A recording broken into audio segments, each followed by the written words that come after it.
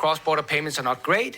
They are slower, less transparent, more expensive than domestic payments, and the G20, the FSB, the CPMI, and others are working hard to close those gaps.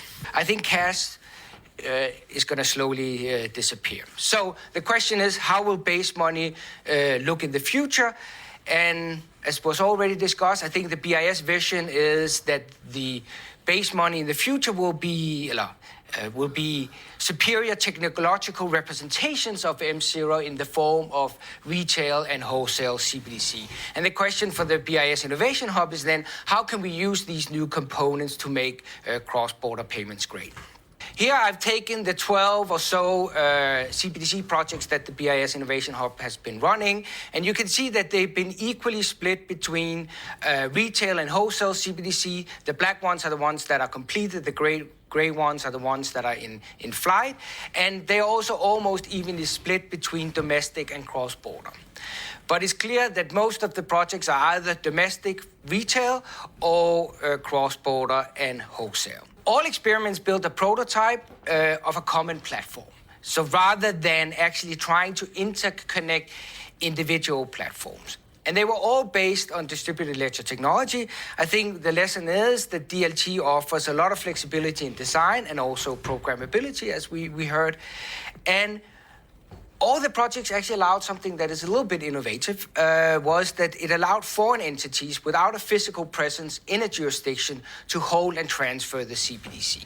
So the key lessons learned, we like to say that a great innovation is something that is desirable, feasible, and viable. So if central banks were to issue wholesale CBDC, I definitely think a cross-border platform would be highly desirable.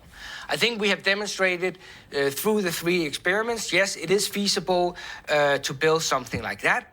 I think we believe that a common DLT platform, or especially a common platform, just has more upside.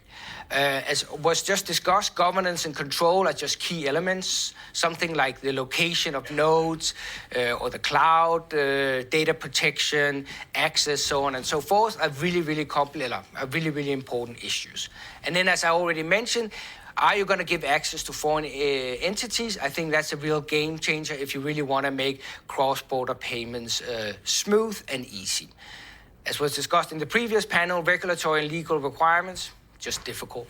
We tried, but it's just difficult. Scalability and resilience, as was also discussed in the previous panel, there we just need further testing. But the key thing that we didn't really have a chance to investigate, and which is still for the future, is really, are these platforms going to be viable?